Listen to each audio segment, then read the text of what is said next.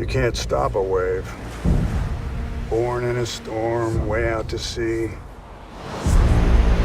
Pure energy. And it's all building to this breaking point. Welcome back to the channel, or welcome if it's your first time watching. We'll get right into it. It's been about like a little under 2 weeks since I've seen the Surfer, and I thought it was fantastic. It was one of my favorite movies of this year. I'm definitely gonna watch it again, but I haven't yet. But I haven't been able to stop thinking about it. It's like Sinners. Or even, weirdly enough, Thunderbolts too. Like, I have not been able to stop thinking about Thunderbolts, because those are just three really good ones from this year. And Thunderbolts also came out on the same weekend as The Surfer. Funny enough, I almost did a opening weekend sort of review for both, but I just didn't. I like to do my opening weekend, but I'm only gonna do a review on a movie like very rarely like this, if I'm really compelled to. But yeah, so this has Nic Cage, and then a whole bunch of Australian actors, and it's really a vehicle for him. The movie shines in a lot of other ways too, but he's definitely the focal point.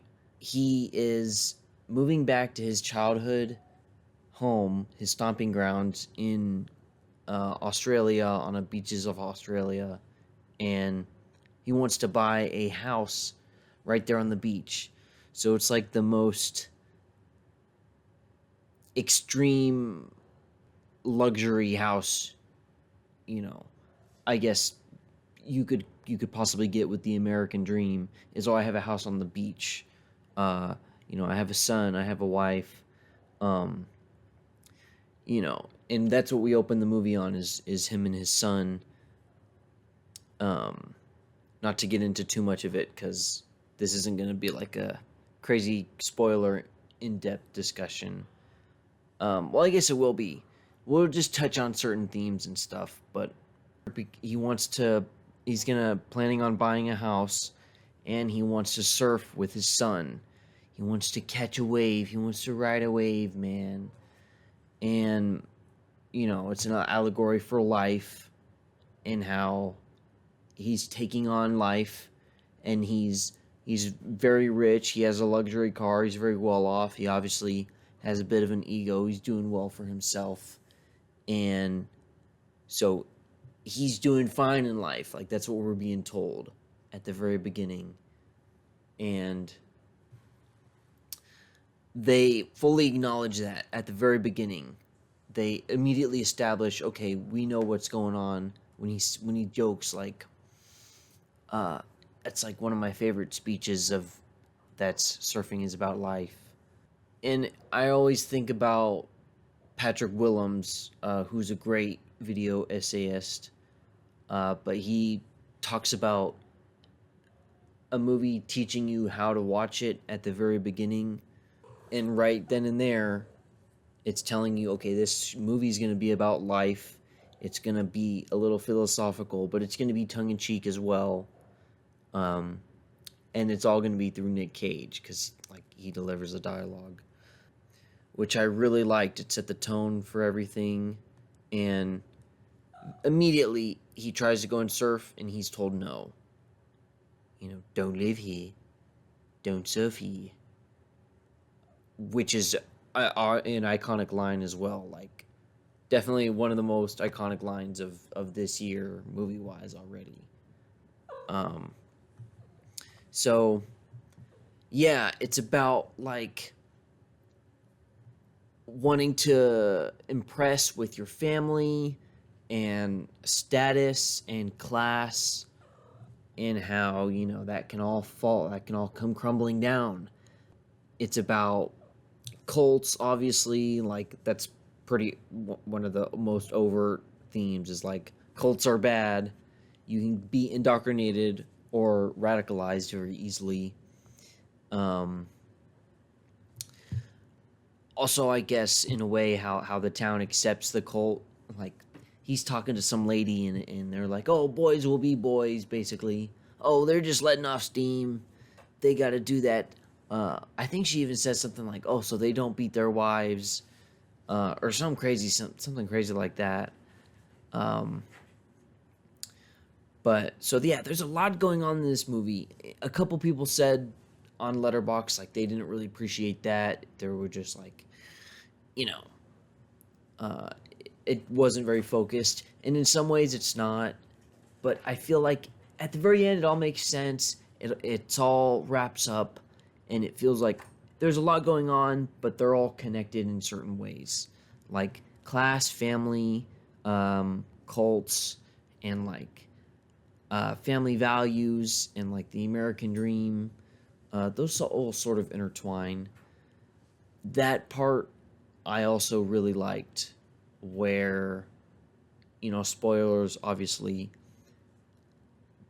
but minor spoilers, he loses his wife, he gets, emasculated in front of his son at the very beginning when, he's told, oh, you can't surf here. And I took that as like ego and wanting to impress with a family or a son or whatever, a big house, and how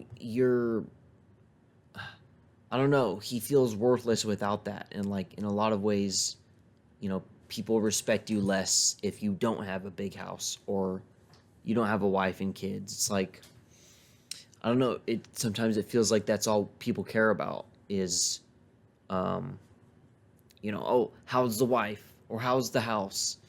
How about how am I, or how am I feeling on things?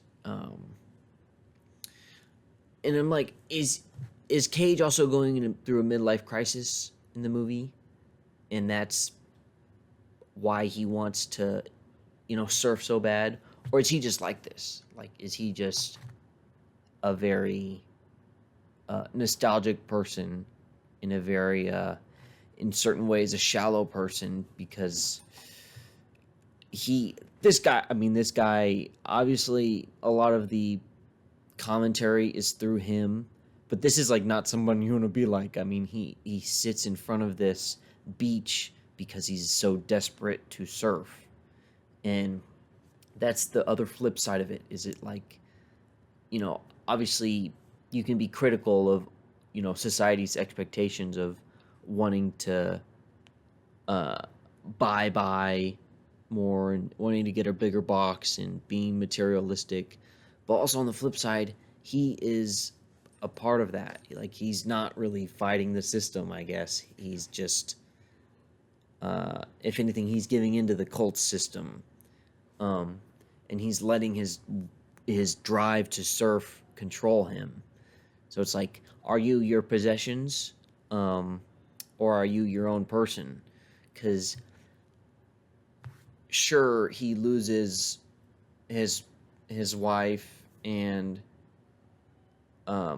his car at some point. Yeah, they tow it or something, I think. He loses his shoes. He loses his humanity, or all his like materialistic things. But like, has he lost his humanity? Is he still him? So there's a lot going on in this movie. I really, really liked it. It's also directed very well. It's very stylistic, and they use a lot of like L and J cuts where the audio comes out, it carries over to the next scene, or it starts before that scene the audio it's playing in picks up. I forget, there's a name for it, but at the very beginning they would cut to Nic Cage walking, and then they cut to somebody else, and then they cut back to like someone else walking at it or at a different angle, and it would completely throw you off. And the shots directly at the sunlight were just so visceral, and I really appreciated how like it was trying to keep you on your toes but still tell the story linearly. Yeah, it felt very classic but very modern. man, I really loved this movie. It was so good. And it's almost perfect. It was the last movie I saw at my last movie theater job. Cause I don't know. He's basically bullied the whole time, and everyone just treats him like shit. And I definitely, that's how all jobs are. Is you can always be treated better. And so yeah, there's a lot going on here. I definitely think it's worth a watch. And yeah, so I put it at 5 stars. Out of this year, it's my favorite. It beat out Sinners. Like, obviously, Sinners is the best, one of the best original movies this year. But I did like this one just a tiny bit more, just a tiny bit more. So thank you for watching. I really appreciate it. Let me know what you think. Comment if you haven't seen it. I mean, I don't know. Tell me about what movies you watch. I don't know about this channel, man. I'm trying here, okay? All right. You guys take it easy.